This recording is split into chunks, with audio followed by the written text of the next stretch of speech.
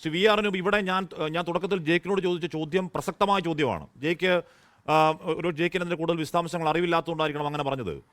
ഇവിടെ ആൾക്കൂട്ട കൊലപാതകത്തിന് കൃത്യമായ വകുപ്പുകളുണ്ട്. ഈ സമയം വരെ പോലീസ് അത് ഇട്ടിട്ടില്ല ശ്രീ വി ആർ അനൂപ്. ഇവിടെ ഈ പറഞ്ഞ SC/ST അട്രോസിറ്റീസ് ആക്ട് ഈ സമയം വരെ പോലീസ് അത് ചുമത്തിയിട്ടില്ല. ഇവിടെ അബ്ദുൽ ജബ്ബാറിനൊക്കെ ഉറപ്പ് കൊടുത്തിട്ട് ഇടുമെന്ന് നമ്മൾ അന്വേഷിക്കുമ്പോൾ അറിയാൻ കഴിയുന്നത് അന്വേഷണത്തിന്റെ വഴിയിൽ ആവശ്യമുണ്ടെങ്കിൽ ഇടുമെന്നുള്ളതാണ്. അപ്പോൾ സംഭവിക്കുന്നത് എന്താണ്? അപ്പോൾ സംഭവം ഇപ്പോൾ നിലവിലുള്ള ഈ കാലമാനുണ്ടല്ലോ, ആ കാലമാൻ ജാമ്യത്തിൽ ഇറങ്ങിപ്പോവും. ഇനി പിടികൂടാതിരിക്കുന്ന കാലം കൂട്ടമുണ്ടല്ലോ, അവർക്ക് മുൻകൂർ ജാമ്യം കിട്ടും. കാര്യം എന്താണ്? ഇപ്പോൾ ചുമത്തിയ വകുപ്പുകൾ സാധാരണ വകുപ്പേ ഉള്ളൂ. ഇതിന്റെ ഭീകരത പോലീസ് എന്താ കാണാത്തെ വി ആർ അനൂപ്? ഹാഷ്മി, അഖ്ലാഖിനെ ആൾക്കൂട്ടം ആക്രമിച്ചു കൊന്നത് പശുമാംസം വീട്ടിൽ സൂക്ഷിച്ചിട്ടുണ്ടെന്ന് പറഞ്ഞ അത് കഴിഞ്ഞ് പശുവുമായി പോകുമ്പോഴാണ് പഹലുഖാനെ ആക്രമിച്ചത്.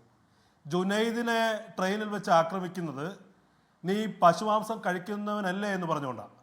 അന്നൊക്കെ നമ്മൾ വിചാരിച്ചിരുന്നത് ഈ ആൾക്കൂട്ട ആക്രമണം എന്നൊക്കെ പറയുന്നത്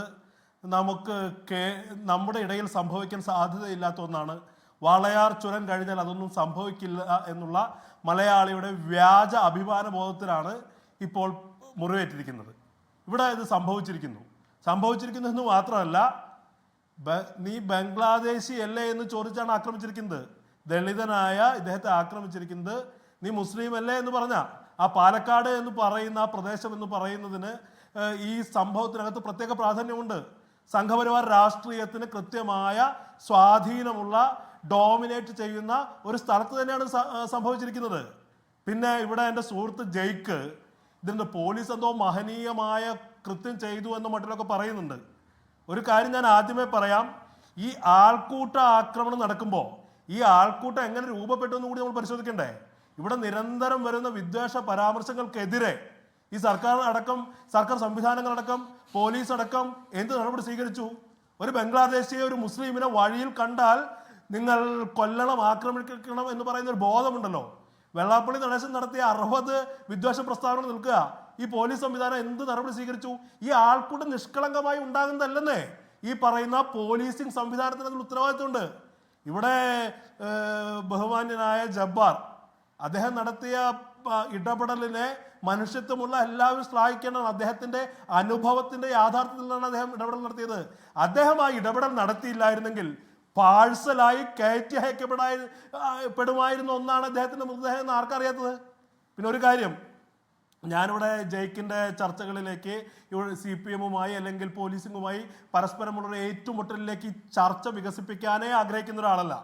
ഇതിനെ ഒരുമിച്ച് അപലപിക്കണം എന്ന അഭിപ്രായമുള്ള ആളല്ല.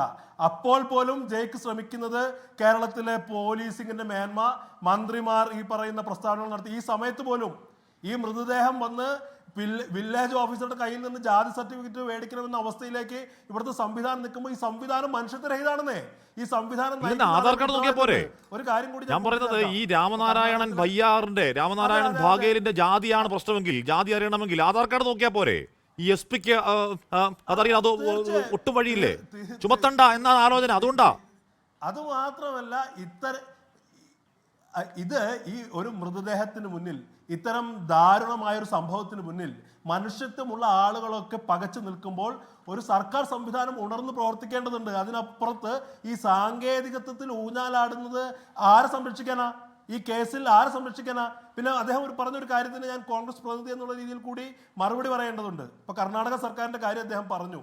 ഞാൻ ഇത്തരം കാര്യങ്ങളിൽ കർണാടക സർക്കാരിന്റെ ഭാഗത്തു നിന്നും എന്തെങ്കിലും അലംഭാവം ഉണ്ടായിട്ടുണ്ടെങ്കിൽ, ആദ്യഘട്ടങ്ങൾ ഉണ്ടായിട്ടുണ്ടെങ്കിൽ അതിനെ ന്യായീകരിക്കുന്ന ഒരാളല്ല. ആ വിഷയവുമായി ബന്ധപ്പെട്ട് വേങ്ങരയിൽ സംഘടിപ്പിക്കപ്പെട്ട ഒരു മുസ്ലിം സംഘടന സംഘടിപ്പിച്ച യോഗത്തിൽ പരസ്യമായി പ്രസംഗിച്ച ഒരാളാണ്. സർക്കാർ നടപടി സ്വീകരിക്കണം, നടപടി സ്വീകരിച്ചെങ്കിൽ അതിനുവേണ്ടി ഇടപെടൽ നടത്തണം എന്നുള്ള രീതിയിൽ മാത്രമല്ല, എന്റേതായ രീതിയിൽ ചില ഇടപെടൽ നടത്തിയിട്ടുണ്ട്.